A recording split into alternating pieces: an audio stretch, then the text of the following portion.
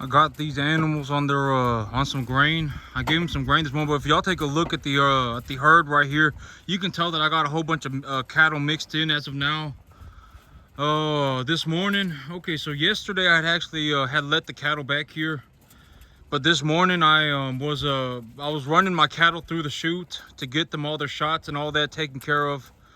And I got the small animals, the real small animals. I got them separated in the preconditioning pen, and I got them on a total mixed ration diet. But look at these animals right here. You see these three animals right here on the end, not the one on the very end. The one on the very end is still fat, but the three right next to her, the three big black ones, these three right here, 1, 2, and 3. I'm gonna have to take these animals to the market very soon. Probably in about a week or two, they're ready to go to market. And so, oh well, I'm gonna have to see. But as soon as I see, okay, because here's the totality of the situation is that when I go to the back and I go to my grass right now, I got my grass fertilized this morning. I was running animals through the chute. I was getting them their vaccination shots. I was getting the bulls castrated, and one of my bulls, I don't know what happened, but it felt like he when I looked at him, it looked like he had testicles. And when I had him in the chute, I reached down and I grabbed a hold of his where his testicles were supposed to be, but he has swollen up. So his testicular cord has swollen up to the size of my forearm. So he is very, very, very badly swollen. And so I took him to the vet. I took him to the vet earlier today. And when I was taking him to the vet, my dogs had chewed on my trailer cord. My dogs had chewed on my trailer cord, and I did not realize that they had chewed on my trailer cord. And they had pulled something to have caused the emergency brake on the trailer to have locked. And so when I got the trailer hooked up to my truck and I drove off, it actually pulled the trailer connector off of my truck. And so now my truck is damaged. My trailer's damaged. I got to get that fixed. But I found the little plug and I stuck it back into the emergency brake. And I found the cord that the dogs had chewed off the trailer. And so I got the plug stuck back into the emergency brake. And so the emergency brake unlocked. But now I'm driving my trailer without any connections. But it's okay, as long as it works. I got everything that I needed to get taken care of today I got my grass fertilized too. So this morning I got that animal taken to the vet. I fertilized my grass. I got all of my animals their vaccination shots, and I got the smaller animals separated from the larger animals. And then I went to work, and now I just got back. So now I'm sitting here taking a look at the animals, making sure nobody's bloating to death or anything like that. Making sure everyone's looking okay. But when I look at everything going on right now, when I look at how well my grass is doing, I got a chance of it raining tomorrow. I got a good chance of it raining tomorrow, and there's a chance of it raining pretty severely. I got my grass fertilized this morning, and my grass, I always say that plants grow proportionately, right? Plants grow proportionally, and so if my grass is 16 inches tall, right now, it's easier. Oh, okay, so a grass that is 16 inches tall will put on the most realistic way to look at a plant is to look at it in terms of percentages. From just what I have observed throughout my life, is that a plant grows proportionally, right? If a small plant grows 10%, it will appear as if it is growing slower than a big plant that is growing 10%, because a big plant that is growing 10% will accumulate more total biomass, but in terms of proportionalities, the grass is accumulating the same proportion of biomass as the small grass. And so right now, I got a good chance of it raining tomorrow. If you take a look at the animals, you can tell where the big ones are, right? Like this one right here, very big. I got to take her to the market pretty soon. But in terms of the overall totality of my situation, if I take my big animals off of my grass, what am I going to do about all my grass, right? I have grass up to my hip. When I walk around my field, some of the grass on my field, there's a portion of my field where the grass is up to my hip. When I'm walking around, the grass is genuinely up to my hip. And so it's like, what am I going to do with all this grass?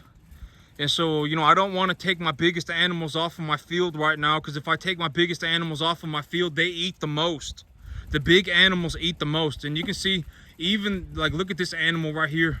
This is one of the medium-sized animals right here. This one right here, she's more of a medium-sized animal. And I would say she's ready to go to market here within a month. I have animals that are ready to go to market here in 2 weeks. And I also have animals that are ready to go to market here in about a month. And then I got a whole bunch of animals mixed in, but y'all see those two animals right there, that one right there and that one right there, ready to go to market in 2 weeks. I'm gonna make a lot of money on them. This is a number 1 to 1.5 type medium large frame animal, body score conditioning, roughly 6 to a 7. I'm gonna make, objectively, I'm going to make a lot of money. The feeder cattle market sitting at about 256 right now. I'm gonna make a lot of money, a lot of money. And so, you know, but it's like, okay, but the thing about me right now is like, you know, I always say there's not any reason for me to just go straight cash, right? Like, why would I just sit around with $150,000 in my bank account? It's not that good of an idea. You know, these cattle, okay, so maybe this is a good opportunity for me to talk about business.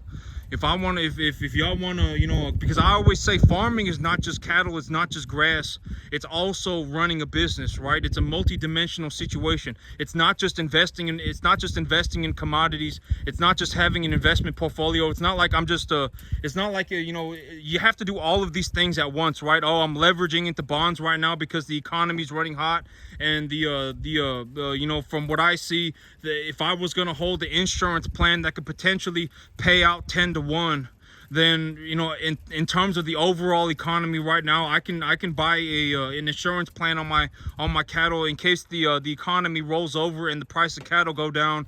I can purchase call options on the long-term treasury bond, right? I mean, that's just one aspect. Oh, if I go to my field right now and I take a look at my field, I would anticipate that, you know, my grass over the last 3 weeks utilized a minimum of 20 pounds of nitrogen.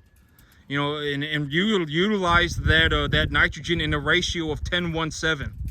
More than likely, it probably metabolized closer to 30 or 40 pounds of nitrogen. And the larger a plant is, I've said this before, but the larger a plant is, the more minerals it obtains, right? And so, when I look at the totality of the situation, it's not just me running grass. It's not just me running cattle. I'm not just standing out here, you know, going, oh, well, if I feed my cattle a 65% TDN diet, a 65% energy diet with a variable protein content as the animal goes up in weight, you know, and then I check the manure for their score, and I check the body conditioning score. You know, it's everything at the same time. And that's what I mean by most of the time, if I'm not somebody, okay, if you're not going to work 15 hours a day, you're not going to make it here. I almost guarantee it, because there is way too much stuff that needs to get done.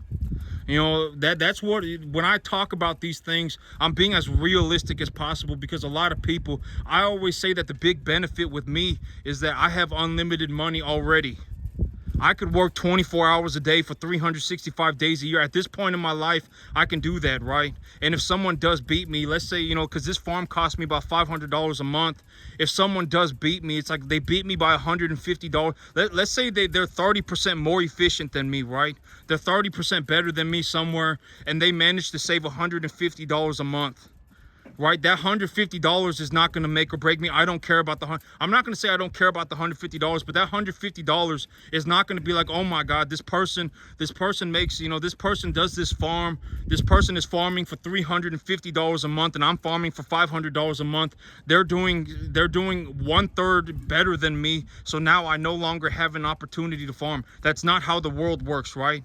If they're farming, if they're objectively better than me and they're getting better results than me, let's say they're doing 33% better, right? And we just talk about money. They're investing $350 a month when I'm investing $500. It doesn't matter. And this is what I mean by, just because I've succeeded does not mean other people cannot succeed.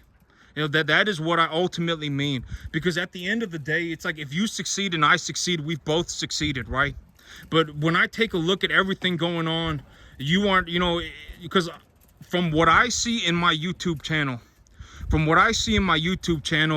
almost everybody is probably here to learn how to run cattle, because my cattle videos do the best, right? My cattle videos do exponentially better than any of my other videos. And so most of y'all are probably here because you're interested in running cattle. And I can already, you know, if there's like a, whatever it may be, 1 to 5,000 of you, right? Some of my, I think one of my videos, and it's like, 1 to 5,000 of you, right, are watching this video. Genuinely in your mind, you're saying that you want to run cattle. It would be very fortunate if one of you made it out of 5,000, one of you. Because at the end of the day, if you're not working 15 hours a day, you're not going to make it. At the end of the day, because there's not any shortcuts around that. There's just not any shortcuts, and a lot of people, it's like, oh, well, me, I don't need to work 15 hours because I fell out of heaven to 7, and, I have some mystical, magical shortcut, right? And then boom, now you suck. And now you can't really do anything, and you're legitimately stuck in the part of the population that is like 9 million people fighting for one tiny little piece of pie, right? And then you got people like me who are, it's like one person legitimately making an infinitesimal amount of money. I can make as much money as I want. I can work 365 days a year, 24 hours a day, and I would get paid a boatload of money every single minute of the day. And so that's what I mean by and maybe when I make these videos and I make that very clear to everybody, maybe more people, maybe I can increase the success percentile. Because as of right now, if 1 out of 10 million people made it, it would be very fortunate.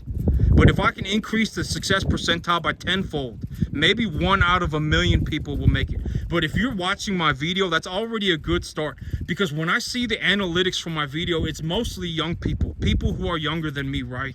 You're like 20 or 30 years old. More than likely, you're going to be 20 or 30.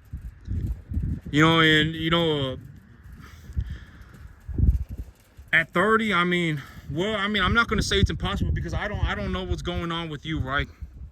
You may already have some basic knowledge of things going on. Oh yeah, this guy's making a lot of sense. If that's how I come off to you, that's a very good thing. If I make a lot of sense to you, that's a very good thing, because you may already have somewhat of an idea and you may have actually learned properly. When I look around at farmers, granted that a lot of people, I'm the only person that I personally know, it's like I invest $500 a month and I almost 10-fold my money, right?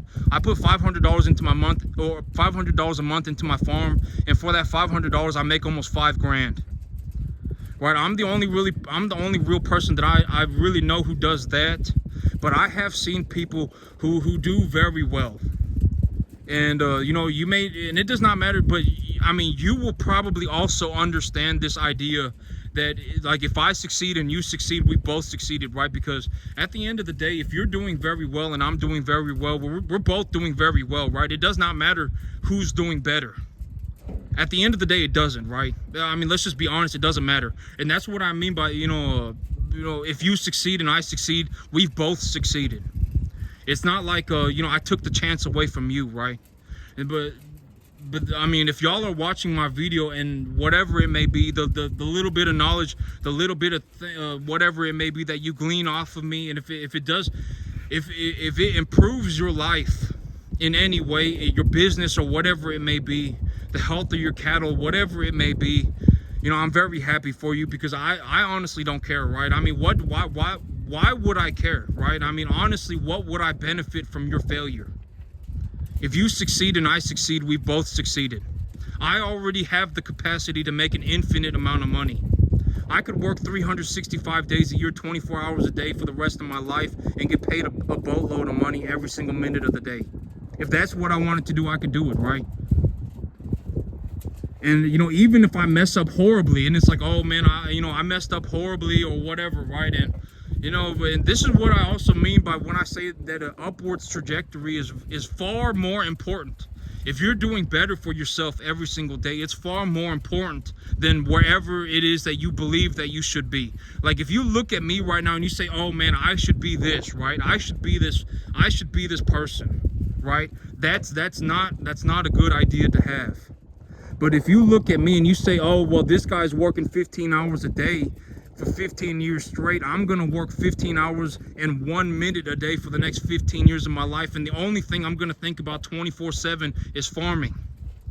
If that is you, then every single day that goes on, you will get better. That's the thing. That's what I mean by an upwards trajectory is more important than any sort of finite goal, right? Like, you should not wake up tomorrow and think that you should be here, because you won't get here. Not tomorrow. You know, if you are dead set on doing this, if you apply yourself every single minute of every single day for the rest of your life, one day you will get here. Objectively, you would get somewhere around here, right? I mean, you may not get exactly here, but even if you miss the mark by 30%, right? Let's say you were only 70% correct, you would still be doing drastically well for yourself. I mean, I legitimately, because, like, let's say what's 70% of infinity, right? I say I have the capacity to make infinite money. I can make as much money as I want.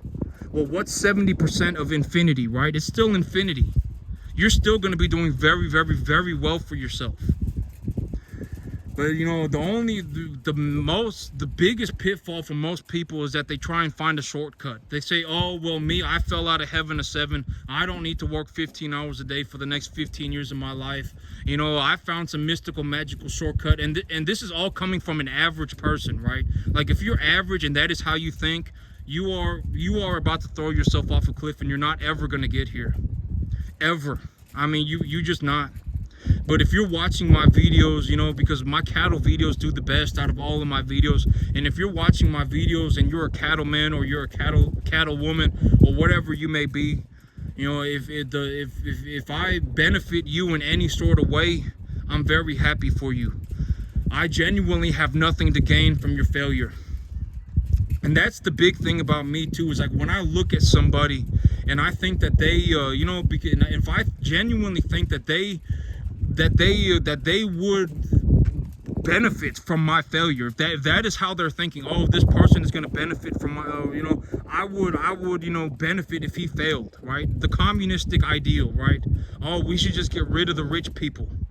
You know, it doesn't matter that he worked 15 hours a day for 15 years straight to get where he is. It does not matter. We should just take it away from him, and we should make him have to do everything for free, right? You know, the communistic ideal. If that is you, why would I, you know, at the end of the day, and this may sound like a horrible dick move, but I'm just, you know, but it's the truth. Why would I care about you? You know, honestly, at that point, if you died tomorrow, I would not even care, right? Honestly, right? And so, you know, whoever, you know, more than likely the people who are watching these videos, especially on a regular basis, you're probably a cattle person yourself. And if you are a cattle person yourself, you know, and you watch my video and you get to absorb what is going on around me, just absorb it for its entirety, right? I got my animals on this diet. I'm doing this with my grass right now. My business plan is this. My investment portfolio looks like this. You know, you know, my taxes look like this. What, you know, whatever it may be, right? Whatever it may be, just absorb it for its entirety. And, you know, but you have to understand that if you do not work for 15 hours a day, you will not make it here. You just won't. There's too much stuff to get done. There's way too much stuff to get done. I mean, you're just not going to make it.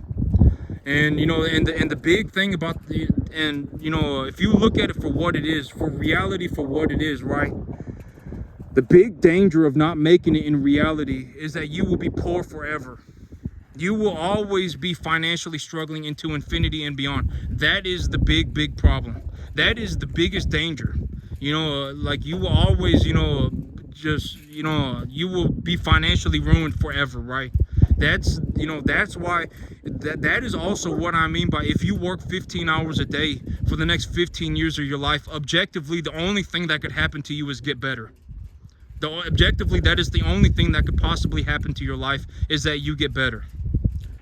And so, and if you do not get better to the point where, you know, even if you're 70% of this, right? But once you've come across my idea, once you've realized what I'm talking about in reality, you will understand that I could work 365 days a year, 24 hours a day for the rest of my life and get paid a boatload of money every single minute of every single day if I felt like it. Because at the end of the day, let's say I spend $500 a month on my farm, right? I spend $500 a month on my farm and I make $5,000. Well, let's say somebody is just objectively better than me and they're investing $350. Right, they're investing $350 and they're still making $5,000. Well, I don't care about the $150. The $150 is negligible. And so if we're going to just talk about things objectively in terms of money, if I invest $500 a month, and a good idea of what my budget looks like is, okay, so I got a 10-acre field, right? I got a 10-acre field, and I say I look to apply about when I apply nitrogen across my field, I put about 50 pounds of nitrogen on my field, right? 40 to 50 pounds of nitrogen per acre on my field. Well, if I apply 40 to 50 pounds of nitrogen per acre on my field, you can go on the internet right now and look up what is the price of urea, because urea is a global commodity. The price of urea in Texas is going to be about the same price as urea in whatever, right? Oklahoma, California, right? Wherever it may be, urea is going to be about the same price. And then if you look it up, urea is 45 pounds nitrogen per 100 pounds. There is 45 pounds of nitrogen in this urea. And so if I'm going to apply, 45 pounds of nitrogen over 10 acres, how much urea do I need to put 45 pounds of nitrogen per acre on my field? Half a ton. Well, what's a tonnage of urea cost right now? $500. So it will cost me $250 to fertilize my grass. Right now, I'm making so much money that I legitimately don't have anywhere to put this money, right? I need to invest this money. I need to invest this capital. If I'm going to reduce my income tax burdens, I need to invest this capital. So what can I do? Oh, well, if I look at my grass right now, when my grass starts to, these animals, when they hit about 6-7 weight, I'll need a way to reduce the amount of protein in their diet and increase the energy in their diet. And if I'm going to fertilize and if I got the grass growing right now, what can I supplement their diet with that would also, benefit me strategically? I can feed them commodity corn, or I can feed them commodity wheat. I'm going to go on the commodities markets right now and look at what the commodity prices are. Oh, well, corn right now is trading at a 3 to 4 year low. If corn is trading at a 3 to 4 year low, it's probably a good idea to buy it, right? Let's just be as commonsensical as possible. Oh, corn right now is at a 3 to 4 year low. If corn is at a 3 to 4 year low and my grass is sitting at about 15% protein and the energy content is somewhere around 60, and I need a way to, or the energy content is also at about 65, well then, and also in my local area, I can purchase corn stock bales. I can purchase a truck full of corn stock bales, a year's worth of corn stock bales delivered for $800. Right? Okay, well, if I have those corn stock bales will provide roughage for the animals to lower their energy concentration and their protein concentration, and then I can now feed them commodity corn to increase their energy rations. I can increase the energy in their feed by feeding them commodity corn while also reducing the protein. And if 85% of their diet is just straight grass, then their diet should be somewhere around 12 to 14% protein, right? Somewhere around 12 to 14% protein and 65% energy. That is the reality of the situation of what is going on with my farm. That is how I think. That is what when I say life is like a chessboard and you need to move your pieces so that they put you in a strategically better position. That is what I mean. And it's not like an infinite number of moves, right? It's not like, oh well, something's gonna fall out the sky and ooh la la land time, right? Oh, everything, oh man, ABCD XYZ is not gonna happen. If these animals are eating grass for 85% of their diet and the grass is somewhere around 15% protein and 65% energy, the grass is 85%, if the grass is 85% of their diet, that it just is what it is, right? It's not like, oh my God, well, what if my animals decide to eat 5 times as much food tomorrow? Oh man, what if it's just not gonna happen, right? Oh, you know, and it's like, oh well, you know, and if I formulate my diet around somewhere around 2.75 to 3.25% dry matter intake a day, you know, then that's, you know, I just utilize these numbers. I utilize these numbers repeatedly into infinity and beyond. The pieces do not change. The pieces of the chessboard do not change. I use a 10-1-7 rough estimate for a NPK ratio when I'm growing grass. As I grow the grass, if I see that something is occurring, oh, like a phosphorus deficiency is occurring, well then when I plow my soil, and phosphorus is a positively charged fertilizer, well when I plow my soil, instead of applying a 10-1-7 NPK, I'll apply a 1-1-1 NPK, and then the fertilizer will be bound in the soil for the rest of the season while I grow the rest of my crops, and then, you know, I can redo that next year, right? The pieces do not change. It is the same pieces moving around constantly. And once you've learned that the pieces are the exact same and the pieces will always move in the same exact way, once you've come to this realization, then you will understand what is going on. But that is the one thing that I'm trying to beat into y'all's heads. Legitimately, if it's the one thing that I do for the rest of my life, if that's the only idea that I could beat into your head, it is that the pieces do not change. I use this, you know, you're going to use the same pieces forever. It does not matter if you change the ration of their diet. I've said it does not matter if I change the ration of their diet. I'm looking to provide these animals with a 65% TDN variable protein diet. It does not matter, right? And if it's like, oh, well, if wheat is trading at a 3-year low instead of commodity corn, well, then just go on the internet and look up feed values for wheat. You can find tens of thousands of published papers saying, oh, wheat is 76% energy, 16% protein, right? Or whatever it may be. You can go on the internet and read all of this stuff for free, and the pieces do not change. It is the same pieces moving around constantly. All the time. It's not, the pieces do not change. And so, you know, you got to understand that. And so that is also what I mean by, you know, unless you, I highly suggest doing it this way, right? That's what I've always said. I highly suggest doing it this way unless you objectively have a better idea. None of this, I fell out of heaven a 7, la la land time stuff. If you objectively have a better idea, do it your way. But if you do not have an objectively better idea, do it this way until you find a better way. You know, and if you take a look around at what I do and you're a cattle person yourself, just absorb what I'm doing, because, you know, at least you already know that what I am doing here is producing me a large amount of money. And it's almost to the point where it's like, it's so efficient that, you know, even if somebody were to get objectively better at this than me, the difference would not really matter. Somebody spends $350 a month when I'm spending $500. The difference will not really matter. And so when you look at what I do, you know, absorb it for what it is. Just know that this is very, very, very profitable for me. Very profitable. I make a boatload of money, right? And I have nothing to gain from failing, from you failing. And I'm not going to stand out here, and I'm not making this stuff up off the top of my head every single day, right? I'm not just, you know, pulling this stuff out of the air, right? All of this stuff is stuff that I, you know, either came, you know, well, 99.9999% of the stuff, other than the experience itself, when it comes to like me talking about the cattle diet, when it comes to me talking about the grass or the mineral levels in the soil, when it comes to me talking about the condition of the animals or the vaccinations or the antibiotic programs or any of that stuff, all of this stuff is stuff that I read on the internet for free. I read this stuff on scientific published papers on the internet for free.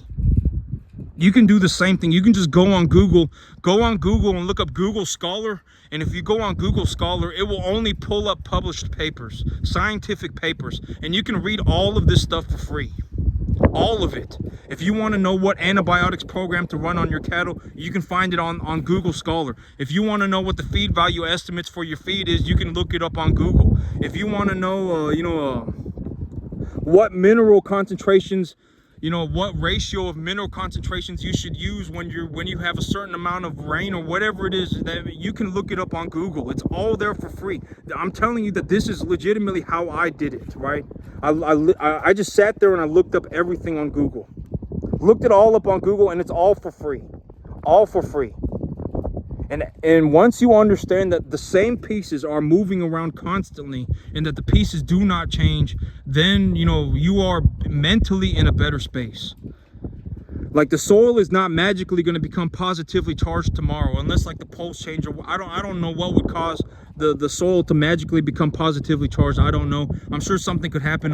If the earth was absorbed into the sun and it was superheated, right? If the earth legitimately was absorbed into the sun and the earth got so hot for one instantaneous moment that the chemical bonds in the soil changed, and the chemical bonds in the soil now became positive, it won't matter at that point, right? I mean, all of the pieces are going to be practically the same until infinity and beyond, unless something like the earth is absorbed into a black hole, or the earth gets pulled into the sun, right? All of the pieces are going to be the same. I can almost guarantee it for you know, at least the next, you know, foreseeable future.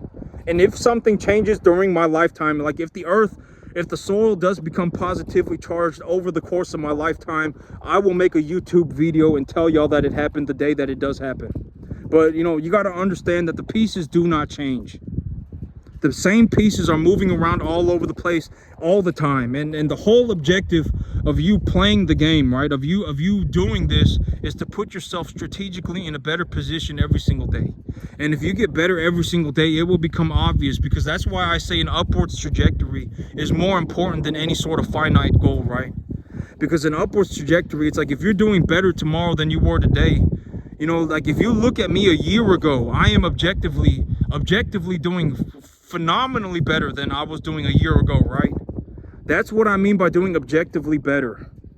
It's very, very, very obvious that I am doing very, very, very much better for myself in all aspects, right? In all aspects: the cattle, the grass, my money, my ideologies, my methodologies, everything, right? Everything is objectively going up, and I'm doing objectively better for myself constantly. And, you know, and it's very, very, very obvious, right? But that's what I mean by an upwards trajectory is more important than any sort of finite goal. I am objectively doing better today than I was a year ago. Phenomenally, much better, right? That's a very good thing. That means I'm on an upwards trajectory. But that's it for me today, YouTube. Y'all have a good one.